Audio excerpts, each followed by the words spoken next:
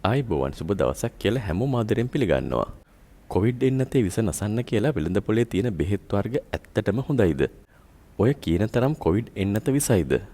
Covid එන්නත නිසා ඇත්තටම ඇති වුණ අතුරු ආබාධ මොනවද?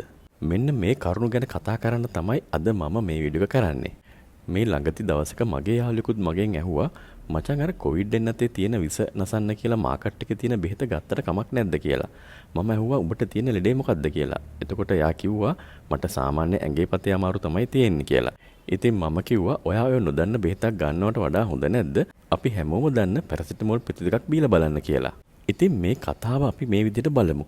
සාමාන්‍යයෙන් අපි කවුරුවත් බෙහෙත් බොන්න කැමති නැහැ. ඒ වගේම තමයි බෙහෙත් විඳින්න නම් කොහොමත්ම කැමති නැහැ. වෛද්‍යවරයෙක් වෙන මටත් මේ කරුණ පොදුයි. ඒ වගේම තමයි බටහිර වෛද්‍ය විද්‍යාවේ දැනට භාවිතා කරන කිසිම බෙහෙතක අතුරු ආබාධයක් නැහැ කියලා කියන්න බෑ. හැබැයි අපි බටහිර වෛද්‍ය විද්‍යාවේදී බෙහෙතක් එහෙම නැත්නම් ඖෂධයක් නිර්දේශ කරනකොට අපි සලකා බලන ප්‍රධාන කරුණු දෙකක් තියෙනවා.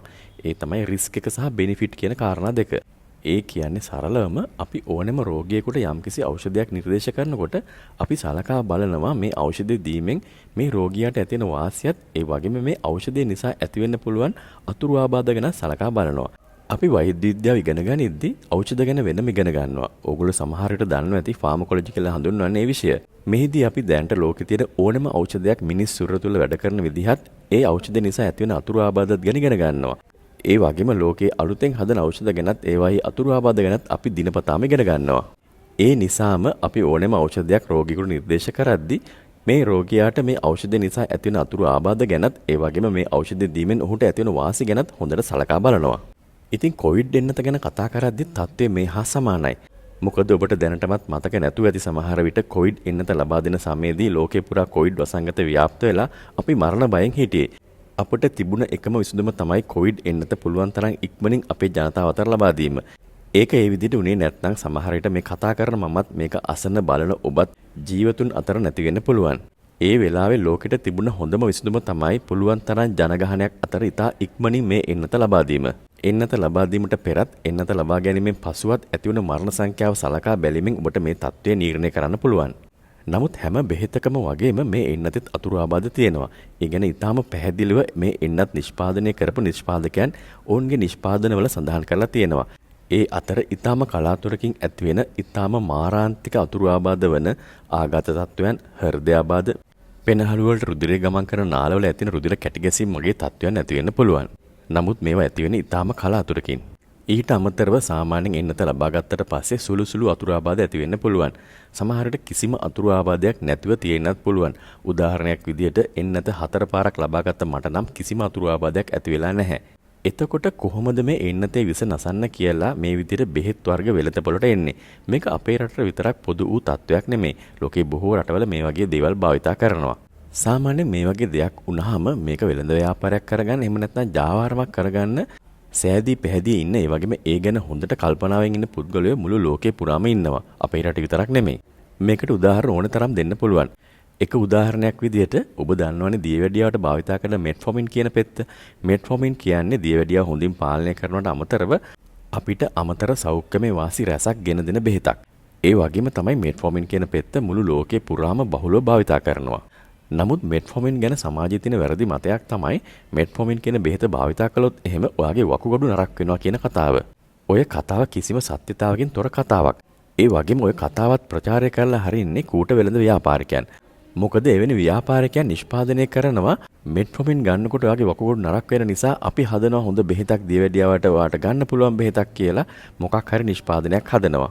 ඉතින් මේ කතාව විශ්වාස කරන ඒ වගේම බෙහෙත් බොන්න අකමැති බොහෝ දෙනෙක් කරන දෙයක් තමයි මෙට්ෆෝමින් කියන බෙහෙත නවත්තලා අර මොකක් හරි කොහෙන් හරි හදන බෙහෙත ලබා ගන්න එක. එහෙම කරලා අන්තිමට කොහොමද දියවැඩියා පාලනකින් තොරව වැඩි වෙලා අන්තිමේදී ඇත්තටම වකුගඩු නරක් වෙලා තමයි මැරෙන්න වෙන්නේ. ඉතින් කොවිඩ් එන්නතෙත් කතාව ඔය වගේමයි.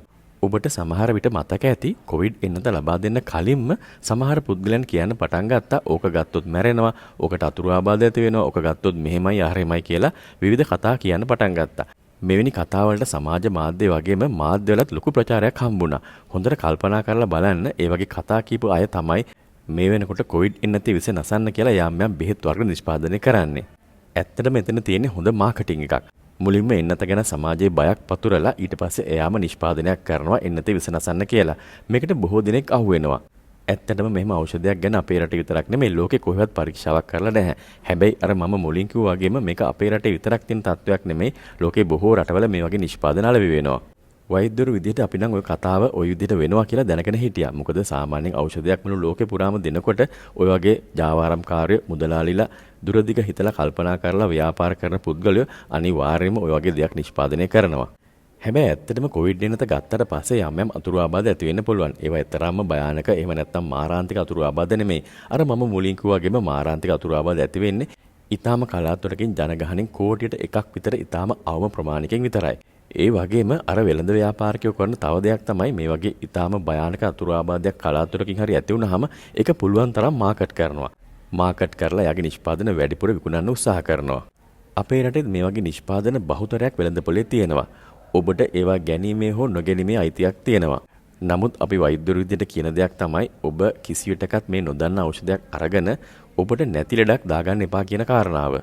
ඔබට යම්කිසි විදිහකින් යම්කිසි රෝගාබාධයක් ඇති වුණා කියලා සැකයක් තියෙනවා නම් ඔබට පුළුවන් පරීක්ෂාවක් කරගන්න. එහෙම නැත්නම් වෛද්‍යවරයෙක් කරා ගිහිල්ලා හරි රෝහලකට ගිහිල්ලා හරි ඔබව පරීක්ෂා කරගන්න පුළුවන්. සමහර විට ඔබට යම්කිසි අතුරු ආබාධයක් හෝ යම්කිසි අලුත් රෝගී තත්ත්වයක් තියෙනවා නම් ඒ සඳහා ප්‍රතිකාර ගන්න පුළුවන්. එහෙම නැතුව ජාවාරම්කාරන්ගේ මාකටිං වලට අහු වෙලා කබලෙන් ලිපට වැටෙන්න උත්සාහ කරන්න එපා.